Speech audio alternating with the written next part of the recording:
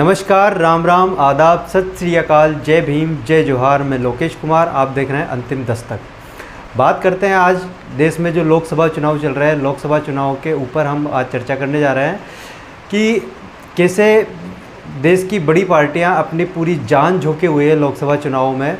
और एक तरफ कहा जा रहा है अब की बार 400 पार, दूसरी तरफ कहा जा रहा है कि कैसे होंगे 400 पार। तो ले चलते हैं आज आपको अलवर जो सांसद क्षेत्र है वहाँ पे, जहाँ से ललित यादव चुनाव लड़ रहे हैं इंडी गठबंधन और कांग्रेस से। तो सचिन पायलट ने जो रैली वहाँ की, उसके कुछ अंश आपके सामने रख रहे हैं हम। सचिन पायलट का कहना है कि जब बात आती है शिक्षा, स्वास्थ्य, रोजगार जैसे मुद्दों की, तो जो सरकार अभी सत्ता में है, जो पार्टी अभी 400 के पार के वादे कर रही है, दावे कर रही है, वो इन सवालों से भाग जाती है।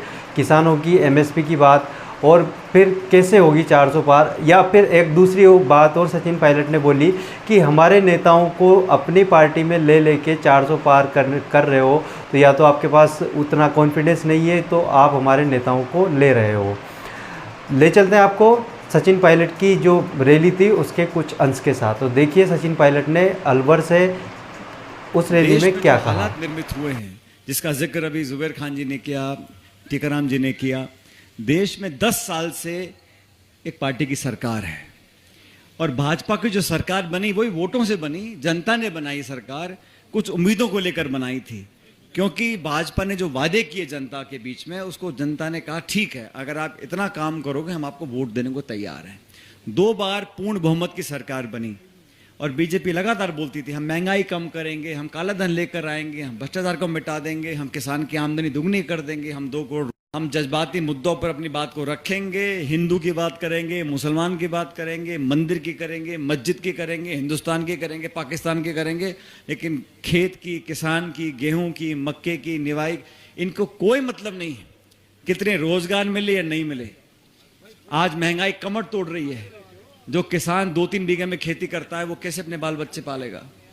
जो मध्यम वर्ग का व्यक्ति नौकरी करता है उस पर क्या बीतती है? ने कोई परवाह नहीं।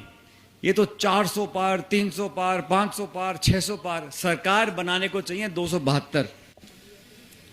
ये 400 क्यों मांग रहे हैं भाई?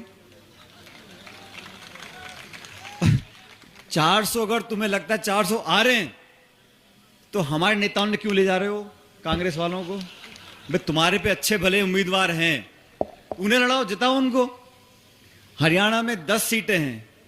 ये चिरंजीव बैठा है यहां पे, हमारा नौजवान भाई। जो भाजपा के 10 उम्मीदवार हैं उनमें से 6 कांग्रेसी हैं जो बीजेपी में चले गए।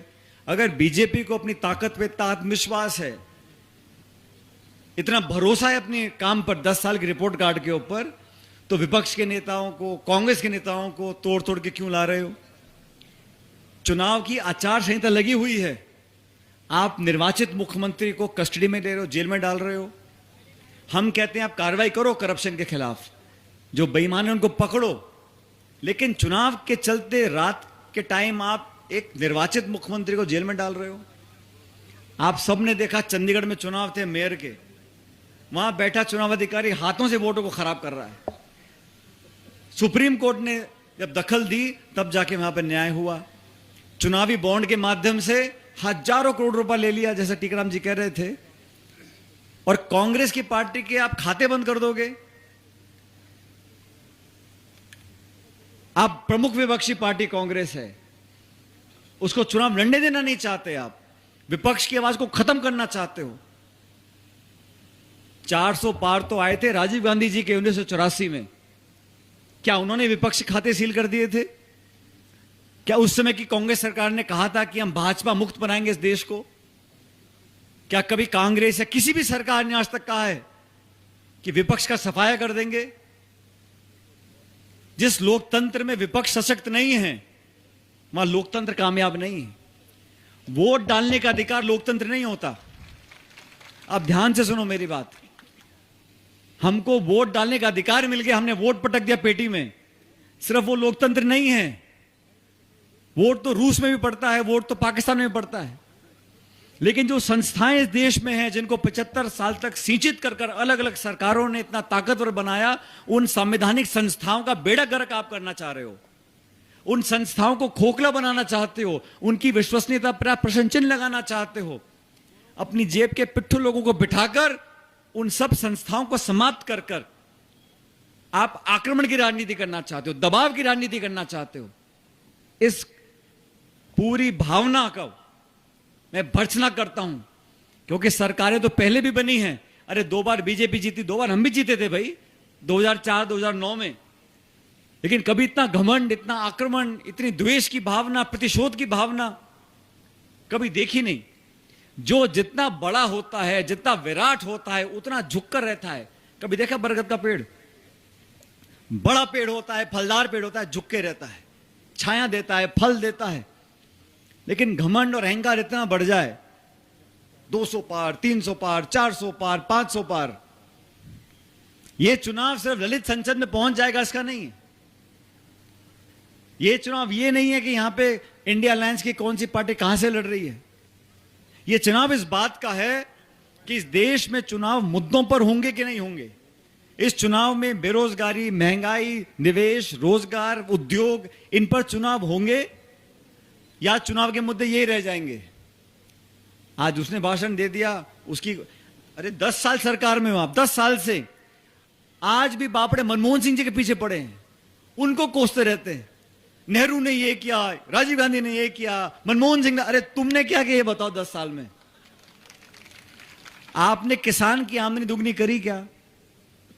लोगों के खातों में पैसे भेज दिए क्या? और अब कह रहे हैं हम क्या, कौन सा काल है, अमृत काल 2047 तक। अरे भाई 47 की बात कर रहे हो। आपको जनता ने 2 बार मौका दिया। राजस्थान में 25 की 25 सीट बीजेपी ने जीती। आपने क्या तोप चला दी मुझे बताओ? राजस्थान को क्या दर्जा दिला दिया? कौन सा यहां बड़ा काम आपने करा दिया? इसलिए मैं व्यक्तिगत आरोप किसी पर लगाता नहीं, लेकिन आपको देखना पड़ेगा कि रिपोर्ट कार्ड क्या है, 10 साल में क्या काम किए आपने। इन बातों को भूल जाओ। ये गोत्र है, ये जाति है, ये फलाना, ये ब्राह्मण, ये बनिया, ये गुजर, ये मीणा, ये जाट, यादव, कोई फर्क नहीं पड़ता। ये विचारधारा का चुनाव है, इंडिया अलायंस का गठबंधन है। भारतीय जनता पार्टी ने 10 साल का काम आपने देख लिया और अगले 5 साल में हम लोगों ने, मुझे गर्व इस बात का है कि हमारी पार्टी ने घोषणा करी है, हमारी सरकार बनेगी तो एमएसपी पे हम कानून बनाएंगे, किसानों की खरीद पे कानून बनेगा। इन लोगों ने जो 3 काले कानून बनाए थे, जो बिचौलियों के लिए, कालाबाजारी करने वालों के लिए, इन निजी हाथों में देश के कृषि का पूरा उद्योग देना चाहते थे, मंडियों को बंद करना चाहते थे, उसके विरुद्ध हमारी पार्टी ने घोषणा करी है कि हम सरकार में आएंगे तो एमएसपी कानून बनेगा, लीगल गारंटी बनेगी। गरीब साल में उन्होंने क्या किया?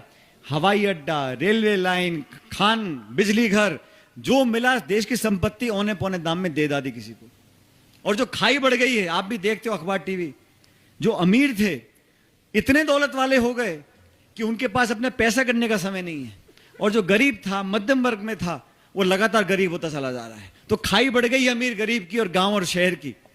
इन सब बातों को हमें आने वाले भविष्य में सोच समझकर अपनी बात। तो सचिन पायलट का कहना था कि शिक्षा, स्वास्थ्य, रोजगार जैसे अहम मुद्दों को छोड़कर मंदिर, मस्जिद, पाकिस्तान, हिंदुस्तान, शमशान, कब्रिस्तान, ऐसे मुद्दों के ऊपर चुनाव लड़े जा रहे हैं। और ये 2024 का चुनाव कि 10 साल पहले आपको सत्ता दी थी और आज आप लाछन लगा रहे हो 10 साल पुरानी बात को लेकर, मनमोहन सिंह को लेके आ जाते हो, नेहरू को लेके आ जाते हो। तो जनता ने आपको आशीर्वाद दिया 10 साल पहले कि आप आइए, सत्ता संभालिए और आपने जो वादे किए वो पूरा कीजिए। अब वादे तो पूरे कर रही है, लेकिन किस तरह से पूरे कर रही है भाजपा सरकार, ये सब आपके सामने है। अगर वीडियो आपको अच्छा लगा हो तो चैनल को सब्सक्राइब और वीडियो को लाइक और शेयर करने की कृपा करें। नमस्कार।